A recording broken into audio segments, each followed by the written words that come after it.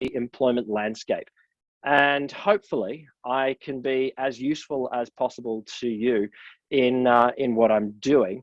But if at any moment you have questions or you have anything that you're wondering, please jump in the chat. I'd rather make this something that's a little bit more of a back and forth than me just lecturing to you, because I, strange as it might seem, get bored of the sound of my own voice. Now, the other thing I just have to acknowledge, whilst I am on Ngunnawal land, but I'm also on my my dog's land, because she had a late night last night and she needs to be in here with me right now. So if she goes crazy at any point, please accept my apologies. What I wanted to do is, to start this off, what I want to do is ask you a few questions so I know a little bit about where you are up to in your research process, what you're doing and what you're thinking about, and what has brought you here today to this topic. So firstly, can you tell me just a little bit about you? In the chat there, would you be able to jump in and just tell me what discipline are you from, just so I know what sort of range of people we have in the room today?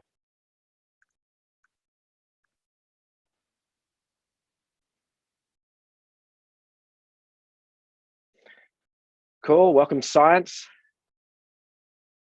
Plant physiology, excellent. More ecologists, excellent. Excellent. Obviously, the advertising worked in the plant space. So, James, Dave, I think take that whatever email was sent there, whatever grad convener worked there, that one worked. Any other disciplines do we have?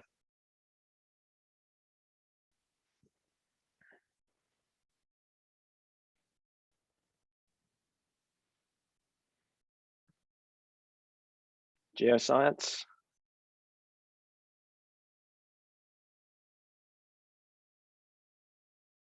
Okay. If you put them in as we go, that's all great. I'd love to know who I'm talking to. Second question, whereabouts are you up to in your PhD? Are you just at the beginning? Are you somewhere in the middle? Or are you in the glory run at the end, the home straight, or the fight to death? Whereabouts are you up to in your PhD? You can express that in years if you want, but towards the end, beginning or middle? Go for the home straight, Vicky. Second year, Lavinia. Just submitted, Yana. Excellent work. Congratulations. Tasha Thani, towards the end, second year.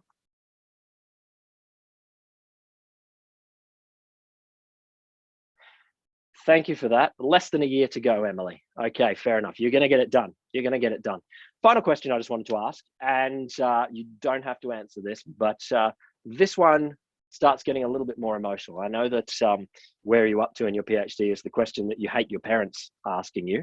But this last one talks a little bit about your emotions. How are you feeling about the next steps after your PhD? What sorts of words come to mind when I say, what happens next? Or, you know, you're at the family barbecue and your uncle asks that question. What sorts of emotions come to mind? Uncertainty for Vicky. Stress. Not sure which path to choose. Yeah. Nervous.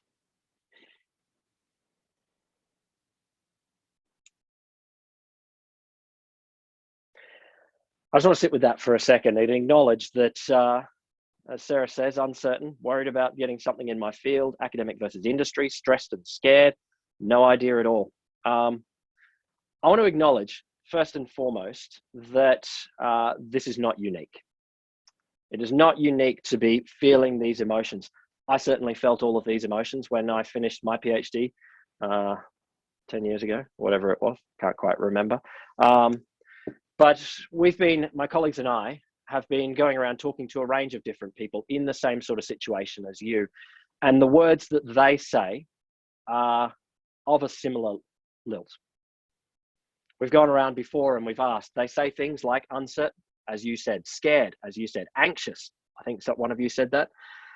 Despondent, nervous, angry. It takes a while before we dig into that word cloud, before we find positive emotions. There are positive emotions in there. Excited, Uh, takes me a while to find more. Okay, there is the word slightly positive in there. I just want to recognize that you are all in a place, and I don't want to make this worse for you, that is not the most positive place in the world. We recognize that PhD students are in a difficult place, and potentially that's been made worse by the pandemic and what that has done to academic hiring in the last couple of years. But before we go into what the pandemic has done, I just want to point out that your emotions come from structural reasons, and they have been around for at least 20 years. This is a graph that, well, it's a couple of years old now, and we found graphs like this all over the world, which talk a lot about your academic situation. So the blue line down the bottom is the number of PhDs that graduate every year in Australia. Not terribly many, and it's gone up a small amount every year. So we're talking in the 5,000 amount around Australia, people graduating with a PhD each year. But when we look at the key lines here, the cumulative PhDs granted or the PhDs in the workforce, so that green line going up there, we can see that over the last 20 years, the number of PhD graduates in the workforce has, I won't say skyrocketed, but been on a bit of an exponential growth pattern. Where in 2000, there was close to the number of PhDs in the workforce and the number of academic jobs, which is the orange line. The gap between the green line and the orange line has grown over the last 20 years. And unfortunately, that's only continued. The orange line, the academic staff, has been on that sort of trajectory. However, as we know, in the last year, COVID has put additional stress on there. This is why you're feeling that anxiety. If you were doing a PhD back in 1980, when the green line is below the orange line, then there were jobs out there. There were academic jobs, there were good research jobs, there were places that you could go. Now, yes, of course, that was because there were far fewer PhD students, far fewer PhD graduates. But the reason that you are expressing those negative emotions is a structural one. There aren't as many jobs as we might hope in the academic landscape. Now, all of that is structuring our thinking in the project that I'm going to talk about today and what we want to do about this. Because the standard line, there's three ways to think about this problem. One is the callous way. And I know that there may be some university managers out there who think about this in a callous way, and they just think, we'll just choose the best of the best. But that's horrible. That's a really mean way to think about these wonderful people that we bring into PhD programs that do excellent research and then go out the other side. The second argument is one that I agree with, but it's a hard one, is to say that we should be increasing that orange line. We should be increasing the number of academic jobs here in Australia. I agree, but it's tough. It's really, really tough. And in these economic circumstances, and the budget last night didn't make any things better, that's a very hard one to process. But the third way that we can approach this is to say, well, hang on. We believe that PhD graduates represent an amazing workforce. They represent smartest people that we have trained as much as we possibly can in Australia and around the world, who will be awesome in all parts of the economy. The trick has been connecting them up with the other jobs in the economy, and that's what I'm going to talk about today. So what have researchers done after they've graduated their PhD? So here's some ideas that people have traditionally done, and this gives us an idea about where people have gone after the PhD. Traditionally, and this is before COVID, but the numbers parallel somewhat, and I'll come to that in a second, about half of graduates leave academia on graduation. Some of that is deliberate. There are many people that never want to have a job in academia. There are many people that have gone into the PhD thinking, no, I want to remain with my company or remain in my position at work, and then I will go back to there or I will continue there afterwards. Thumbs up to them. There are, however, some who may be keen for a job in academia who aren't able to find that job. We want to help there. But then there is about 50% of people who stay in academia after graduation. But the trick is that the pathway out to the jobs outside graduation has never been clear. Whilst we may talk to our supervisors and we may be able to say, okay, what can I do after I graduate? Our supervisors inherently are biased.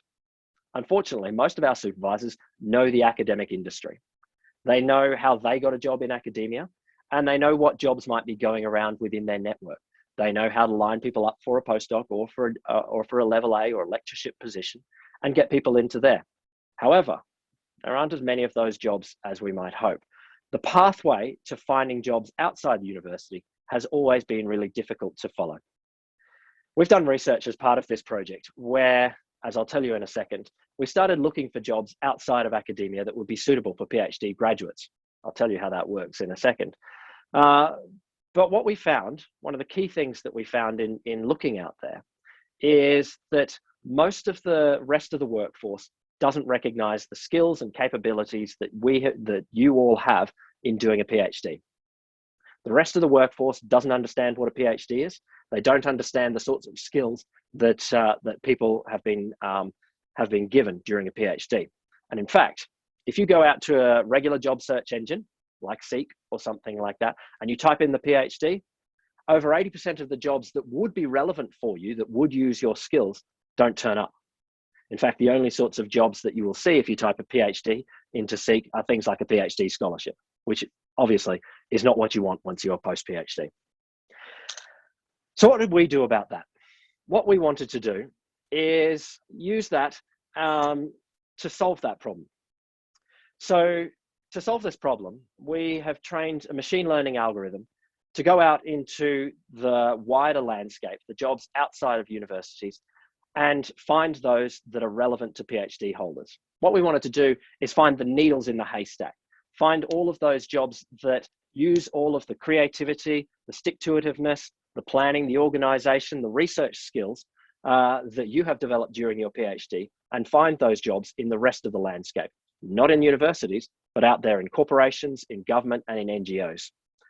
So we have a search engine now that allows us to find jobs that are relevant to people after their PhD. So for example, an astrophysicist might go in and type in their astrophysics skills and find jobs, such as in finance or something like that. But similarly, a humanities graduate might go in and type in the skills that they have in terms of close analysis of text, those kinds of things, and go out and find really relevant jobs out there, perhaps in marketing, perhaps in business, perhaps in other places. That's a really useful thing. And I'd love to talk to you more about how graduates can use it. But what I want to tell you today is a bit more about the other side of what Postdoc allows us to do. And that allows us to understand the job landscape in a wider sense. So rather than just understanding the university job landscape, but understand what jobs are out there and what you might be looking at in terms of after your PhD. What we have found is that we can classify different jobs in the landscape from very low research intensive. So for example, all of the jobs that you might see that don't use any real skills, such as, well, you can imagine what they are, up to high research intensive skills, a 10 or a 9 or a 7 on our scale. So for example, in one of our industries, as I'll talk to in a bit, we might see low skilled occupations, such as in the logistics industry, you might see truck drivers. At the high skilled end, you might see people that are organizing logistics, global logistics or something like that. This has allowed us to find out there around 62,000 research intensive jobs advertised in 2017. I'll come to the COVID numbers in a bit, but this is a fairly consistent number in what we've been able to see in the landscape. The awesome thing for you is that there are way more of these jobs than there are PhD graduates every year. So you are actually coming with high skills that are ready to enter the rest of the non-academic landscape for research skills. There are people out there who want your skills. The trick is talking to them in ways that make sense. So who are those people? This is some data from the ABS, which isn't as accurate as our data. And it shows where most researchers are working in Australia. At the moment, a solid chunk, about a third, are in universities. So a small number are in government and a lot are in industry. Recognize there are a lot of employers out there who are looking for research skills. I'll come in just a second to more detail about where they are. So this is, as I was saying before, the logistics industry. What we can do is map all sorts of different industries: marketing, finance, government, manufacturing and logistics, and that will tell us what sorts of skills they're looking for. So for example, this curve here shows that within logistics, there may well be lots of low research skills jobs, truck drivers and support skills. There are a lot of administrative jobs, but up the end is this small lump, small but interesting lump, of all sorts of high-end research jobs. What this has allowed us to find is that there are actually research skills in nearly every sector of the economy, even those areas where you wouldn't necessarily think, oh, they don't use researchers. There actually are. In Australia, around the world, there are industries all over the place that want to use research skills. The more and more, as we turn to a high-tech, a high knowledge economy, research skills are incredibly valuable. So where are they? These are the, and I apologize for the scale of the text here. These are the top 20 industries offering research intensive jobs. Now, this is by scale of industry. So what this means is that these industries may vary in size, not in their intensity of research skills. So for example, the largest, that blue sector up here, state government administration, and then banking and finance in this orange sector, hospitals, engineering, design and construction, computer systems design, accounting, more government administration, that's the federal government, telecommunication networks, public administration, and going down. All sorts of sectors of the economy are actually really keen on research skills. We can flip this around and we can think about this in terms of, okay, which ones are most intense in their desire for research skills? So while this factors in the size of the different sectors of the economy. As you might expect, scientific research services are the sector of the economy that wants things the most. But there is also software publishing, data processing and web hosting, non-store retailing. So this may mean organizing things at the logistics end or at the customer behavior end of a supermarket or something like that. Internet publishing and broadcasting, computer and electronic manufacturing and equipment, credit reporting. Many industries are keen on the sorts of skills that you are looking for, that you have. But what has happened since COVID? Now, we can't give you the full picture because things are still emerging, and there is much that our industry has not yet grappled with. It's only been a year. I mean, it's been a long year. But we can paint a bit of a picture of what has happened to the research skills landscape following COVID. Here's just a little quick point to say that the long-term recovery of significant impacts to the economy can take a long time. The Great Depression perhaps took 15 years. The 1980s recession, 8 years. The 90s, the GFC, all of these point to the fact that it takes a long time to recover fully from an impact like COVID. It will be different to all of those, but it is a long impact on the landscape. And particularly when we think about the higher education landscape, we are still obviously affected by the lack of international students and the inability of international students to arrive here in Australia. So we are in constrained circumstances until at least the middle of next year. It may take a few more years for things to recover. Early on, it was predicted that education and training would be amongst the most heavily affected by the COVID pandemic. So this is the Grattan Institute data. They predicted that accommodation and food services, as you might expect by the pandemic, would be heavily hit. Arts and recreation, we know that. Education and training was about third. It's probably borne out. We know that the sector has been heavily hit. Job ads before the, have gone down 65% since before the pandemic. Now, there has been a bounce back.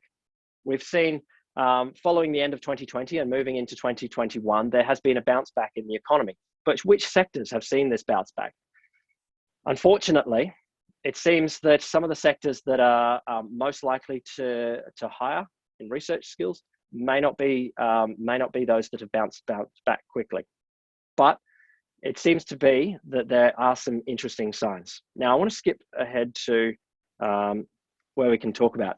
So this is what we've been able to do to look at the impact on the non-academic research skills.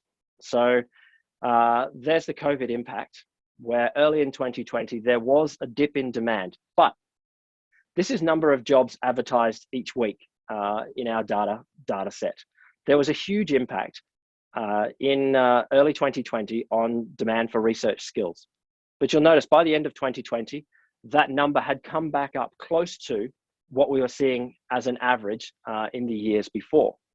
But the second point to say is that there are still somewhere around 10,000 jobs advertised every month that are relevant for research workers. There is still a huge demand out there for researchers post-PhD. So I want you to think about that as something that is of benefit. While the higher education landscape may be in difficult times, there are jobs out there in the rest of the landscape. What has been the impact in these different industries? So this takes the data that I showed before in a mass level and shows the COVID impact on each of these industries. What we can see there is long-term average of research skills there. So for example, state government administration has around 12 to 14,000 jobs per year advertised that are looking for high-end research skills. Now, what this shows is that there was a difference between 2020 and 2019 between those years, but still some demand.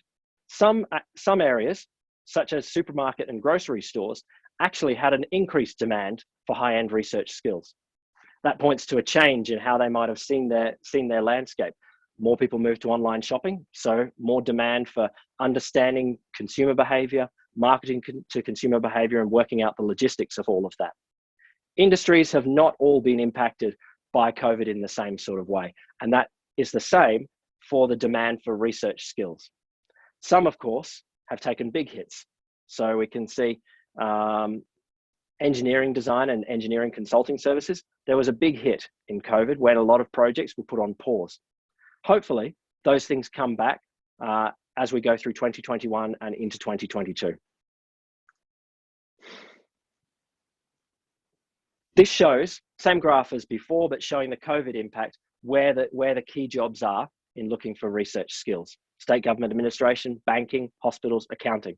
Now, the question that you might be asking, as I'll come to in a second, is, okay, but what sorts of research skills? Who are they looking for? What are they looking for?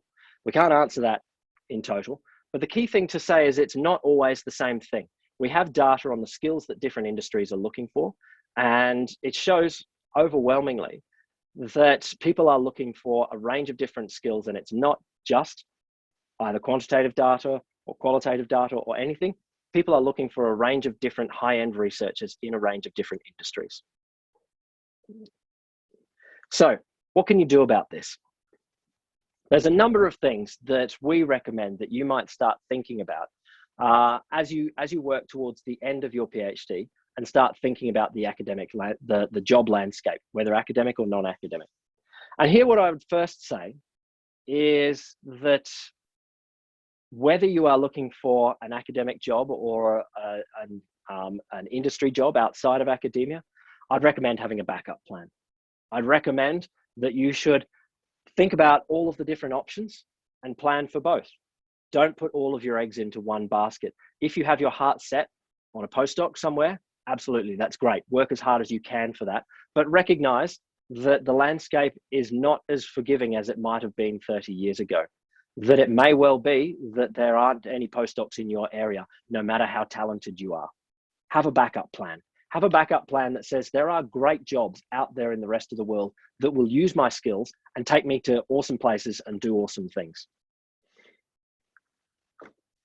So here's some of the skills that non-academic employers want. And the interesting thing is, beyond your disciplinary skills, these are actually paralleled enormously in the academic landscape too. Overwhelmingly, employers of all sorts want you to be able to build relationships, to communicate with other people, to plan, and to think about teamwork and collaboration. If you can, find ways during your PhD, whether you're at the beginning or the middle or the end, to highlight these skills, to highlight your ability to get along socially with others in the workplace, to develop new business with new people, to build and maintain knowledge networks. All of these things will be incredibly useful if you remain in the academic world. You need to network, you need to talk to people, you need to collaborate. But similarly, they are very useful in the rest of the job landscape as well. Show how you can demonstrate your communication skills, listening skills, report writing, presenting to expert and non-expert audiences, making representations of data. You need to be able to plan. I think it's an important point that a good PhD demonstrates planning inherently, but the rest of the world doesn't quite understand that. So as much as possible, find ways to be able to articulate the skills that you might have in planning research and in delivering research, or planning other projects that you've done alongside, such as teaching alongside your PhD. That will hold you in good stead as you go out there to the rest of the landscape. Finally, teamwork and collaboration. Some of you work in disciplines, I know, that collaboration is inherent. Many of the physical sciences collaborate all the time. Many of you will be on joint papers, working in labs all the time. Those of you in the humanities and potentially the social sciences may not have had collaboration as instilled into you as some of the physical scientists. See if you can find ways to highlight that now. Team teaching, working together on a large undergraduate course, or potentially working on papers together. I know that PhDs are often a very solo endeavor. If you can, demonstrate teamwork, demonstrate that collaboration will hold you in better stead for jobs on all sides of the landscape. So some of the jobs that we have been looking at as we look out there in the rest of the job landscape cover a range of different skills. So all of these jobs were found when we looked out with our algorithm into the supermarket category, into the retail category. So what are the big supermarkets looking for? They are actually looking for high-end research skills. They want analysts, they want analytics managers, they want people to plan and report. You'll see all of those skills that I just talked about there: planning, reporting, understanding people, understanding customers, and then being able to do something about that. One of the key things that a PhD gives you is the ability to pull apart a question, to be able to say, okay, what can we learn from this and how can we go from there? What else can you do? As much as possible, get some parallel experience during your PhD. You might be able to volunteer for different places. If you can, get other forms of work experience in the university while you're doing your PhD. Working, teaching and tutoring or other research assistant work will work very well. You may also be interested in the APR intern program, which is an internship program focused on PhD students and connects them with industry. It's a great way to get your foot into the door of industry employers. You also may need to think about how you present yourself to these different audiences. A CV that you write for an academic world may be structured a little bit differently from if you are talking to a non-academic world. Key things in the non-academic world, they may be much more interested in your experience than in your education or your journal articles. You're applying for a postdoc, you'll probably put your journal articles, your research funding or your qualifications right at the top of your CV. Absolutely. Of course, those are the things that matter in the academic world. In the non-academic world, they're interested in those things, but don't front foot them. Try to put them maybe a little bit further down in your CV and show what you've been able to do. Show those moments where you've demonstrated collaboration, teamwork, working together and communicating your work as much as possible. I think it's an interesting question many people come to, but my PhD is a huge part of my life. How should I show that? It is. Show your engagement, your enthusiasm, but don't lead necessarily on the front foot. Show what you can do rather than what you have in terms of qualification.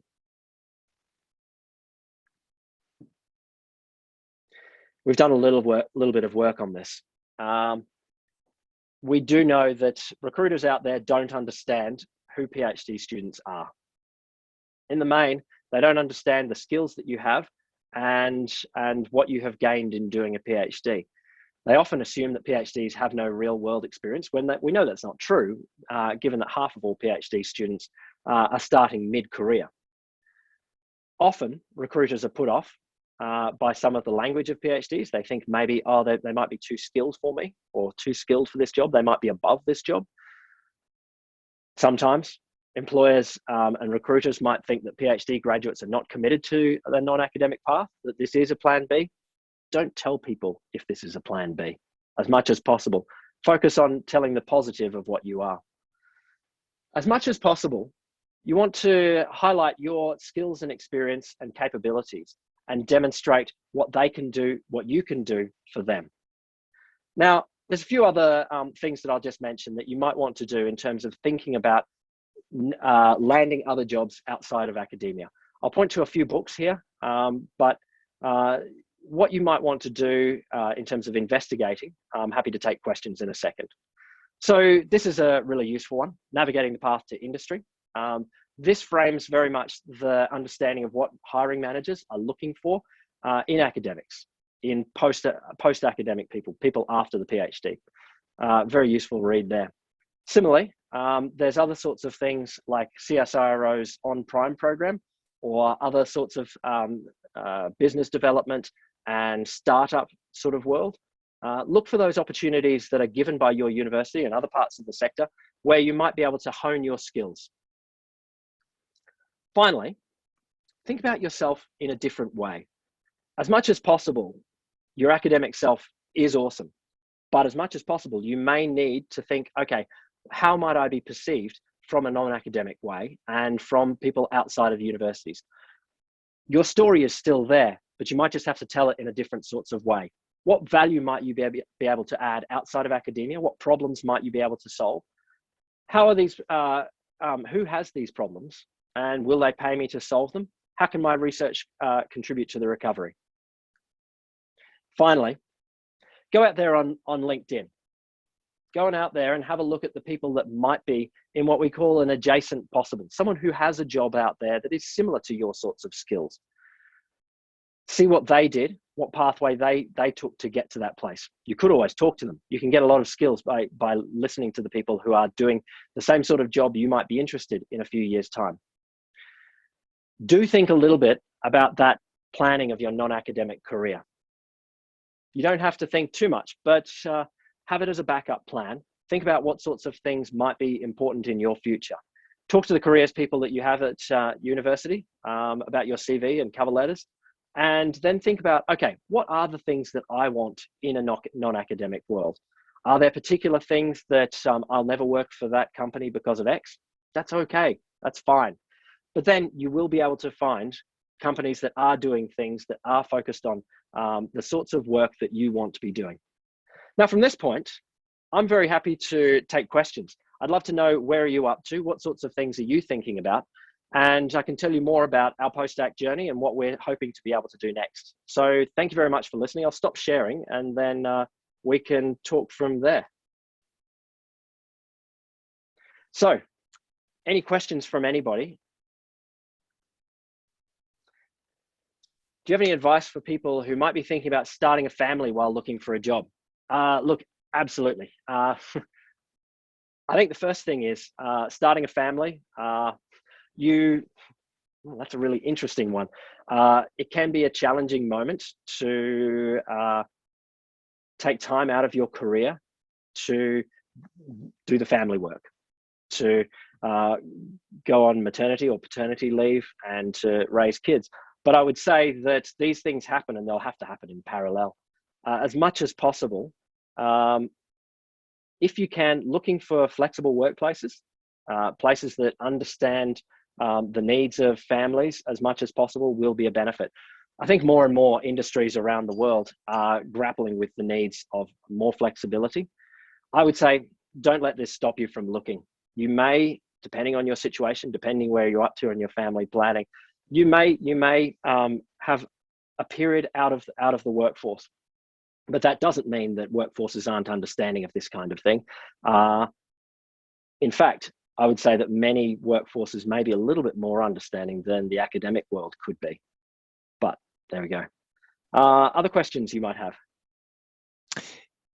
Yeah, so Will, thanks very much for that. I've just got a question myself, and that's just around the importance that networking plays in getting a job after graduation. How much importance would you place on it?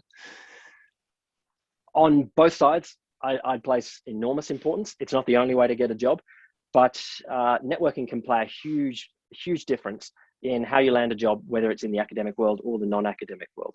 What I would say though, is that the best form of networking doesn't necessarily get you the job.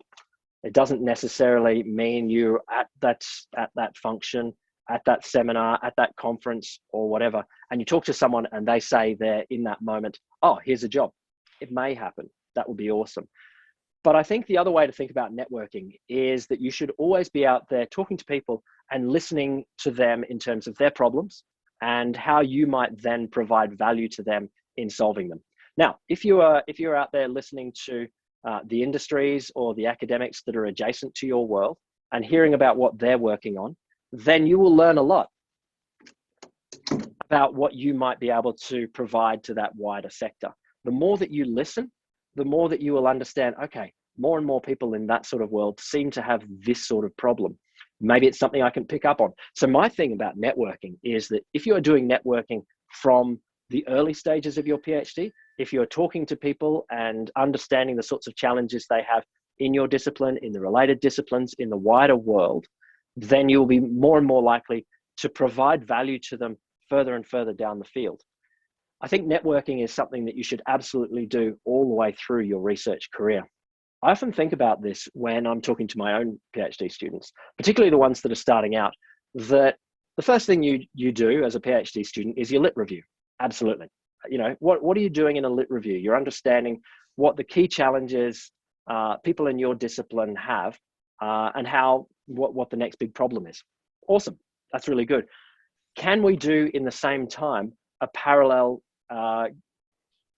literature review or use review of the people out there who are adjacent? Can you talk to the people in your sector who might be facing certain sorts of problems?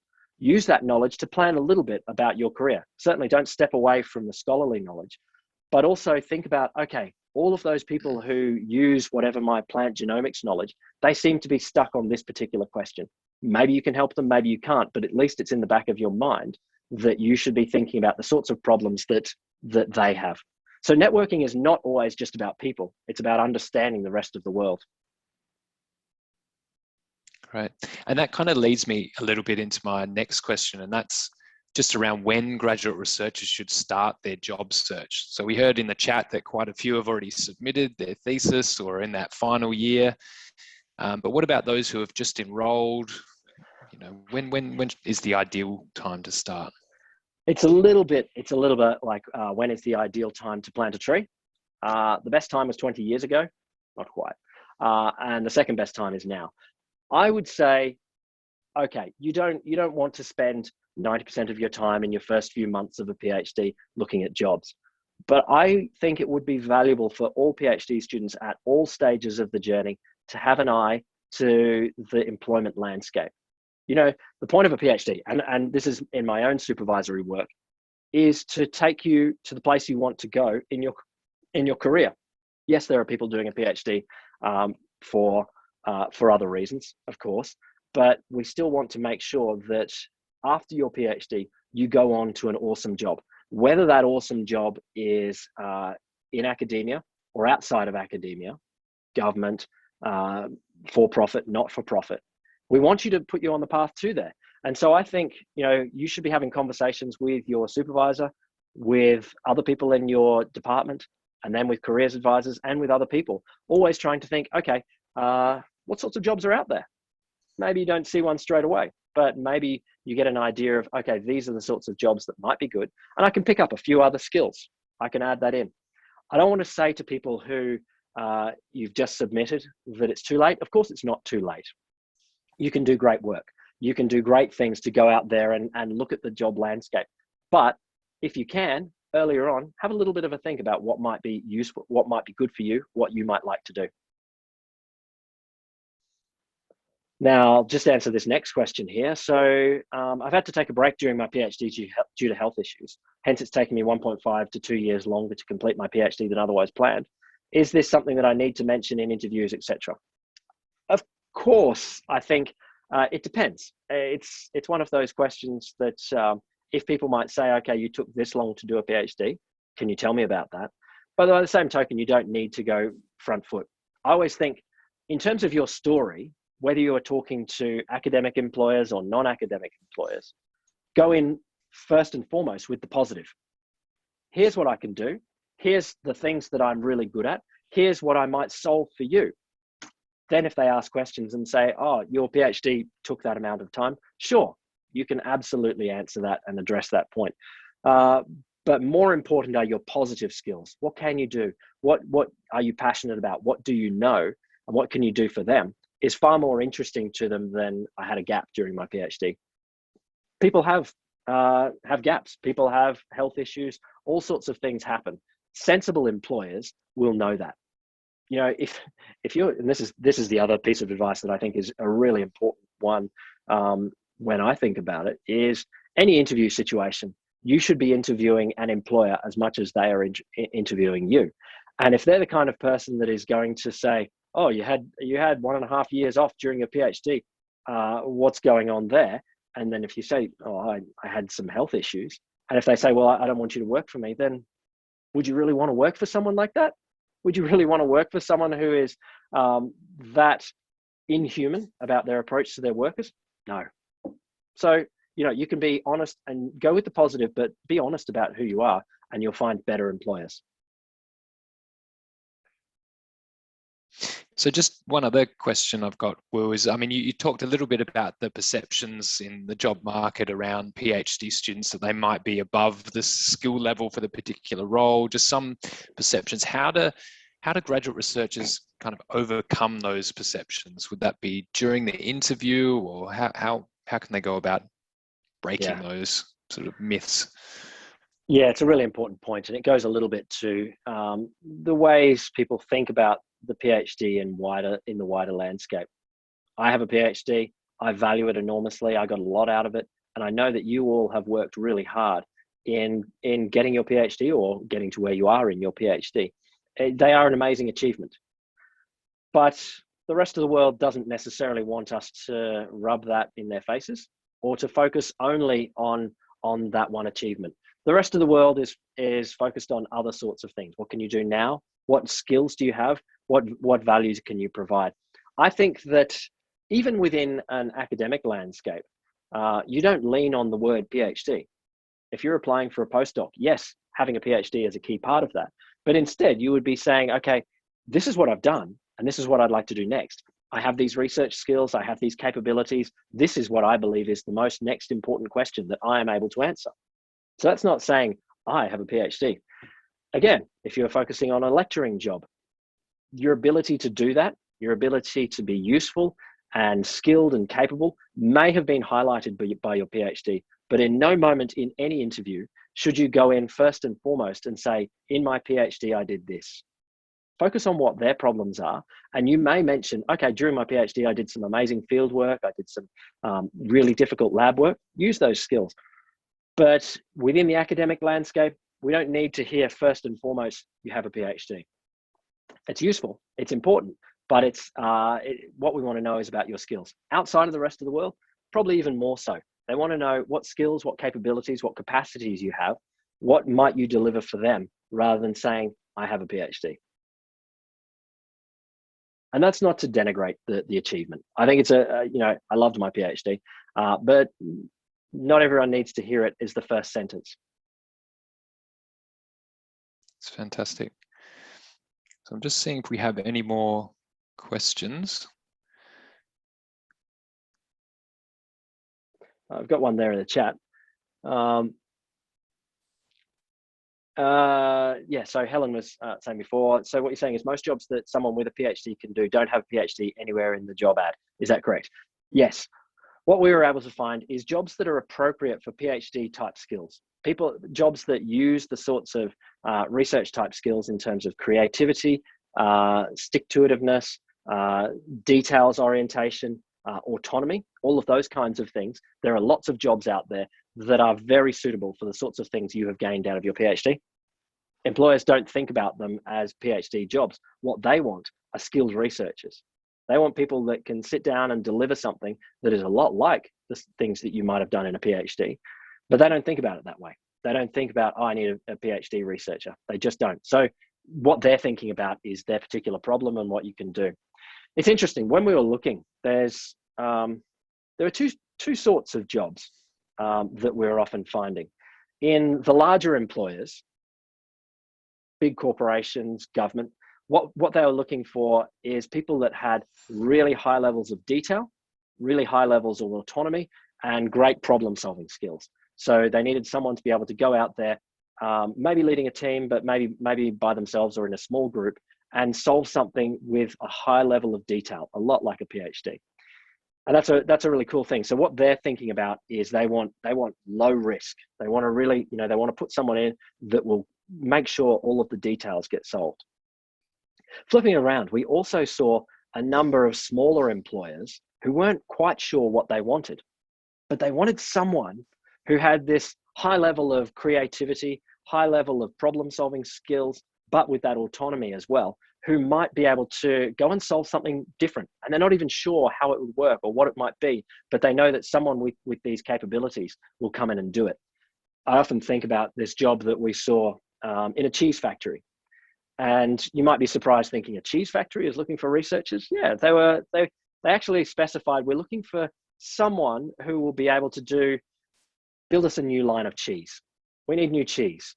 But you could do it in two different directions. One could be a food chemist who might be able to process new ways of making cheese, make some interesting things, do the research that will find things there.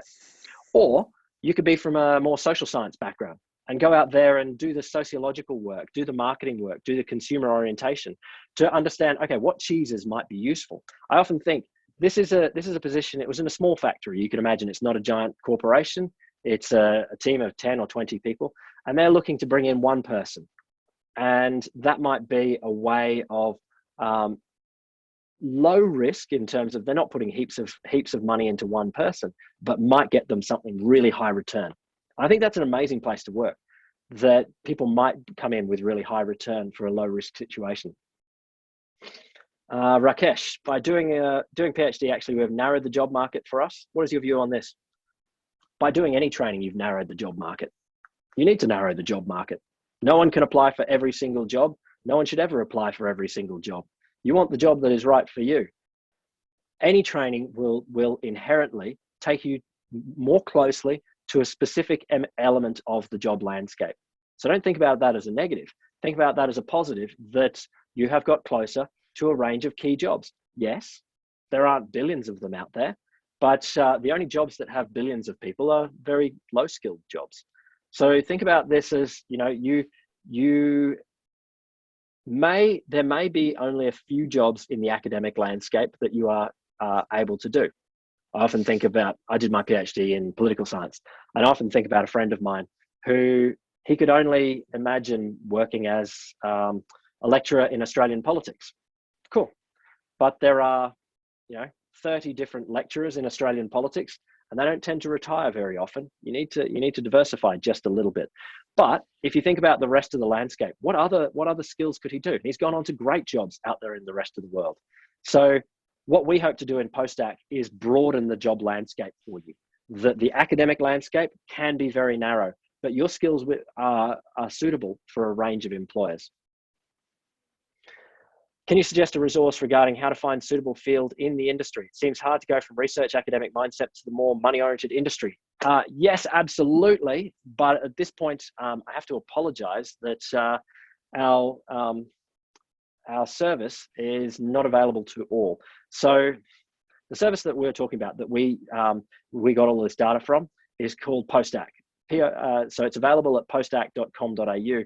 But basically, we have a current system that runs on what we call dead jobs. So it allows us to understand the landscape, and it shows you what jobs might be suitable, but not a live feed. In July, we're starting off a live feed that allows us to look at live jobs that are right there, right now. So you could go to postack.com.au and type in your discipline, your skills, something like that, what you're interested in, and find an awesome job out there in the rest of the world for you. Key thing, however, this is a subscription service, and I'm not sure where our discussions are up to with University of Melbourne. Universities are the subscribers here, and they provide this to their students. I hope that wasn't a Dorothy Dixer. That puts you in a hard spot there. Other questions? So kind of on that, Will, if graduate research is obviously there's a mindset of just looking down that academia path, of having that plan B, would that be detrimental in any way if students want to enter academia? Or how can a backup plan be detrimental?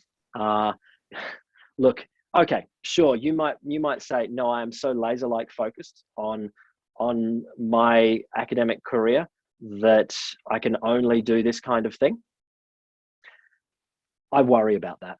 I worry enormously when people say, I could only ever be this. You know what that means? It means that you open yourself up to exploitation.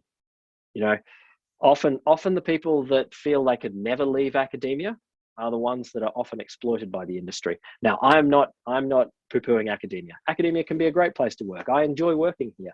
I think there are great careers within academia, but don't hold yourself only to one goal. If you hold yourself only to one goal, then what happens with failure? I mean, maybe there just aren't jobs in your discipline. That may well be the case. Have a backup plan, and then if a great job turns up anywhere, then you can get a great job. The thing I often think about this is a story that a friend of one of Melbourne, who is a colleague on Postac, says her friend was a researcher in a PhD in academia, worked in academia for a while, and then got sick of it for whatever reasons. Don't need to dwell on that. But then went out to a job out there in industry and is paid as a researcher. And he says he loves it. He loves it because he gets to do research and he doesn't have to do all of the other stuff that he didn't like about academia. So don't think that non-academic jobs are worse. They can be incredibly stimulating, incredibly interesting.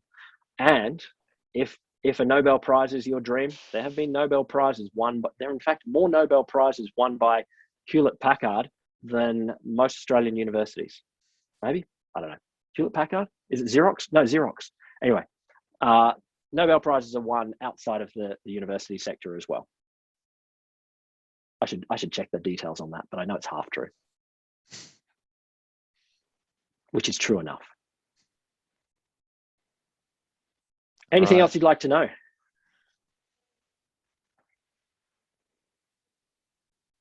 We don't have any other questions. We might conclude there, but thank you so much, Will. That was an amazing session. Really good Q&A as well at the end, so really good to hear. So Helen's just posted a link to the survey just for this event. So if you're able to click on that, there's also a QR code there just to complete a short survey just on the event. That would be wonderful. And I just also want to highlight some of the other events that we're running as part of the GR Professional Skills Series. So we're having an event coming up on the 15th of June. And that's on presentation skills for graduate researchers. So it's focused on science communication skills. We're also having an industry panel on the 17th of June from 6 p.m. to 7 p.m.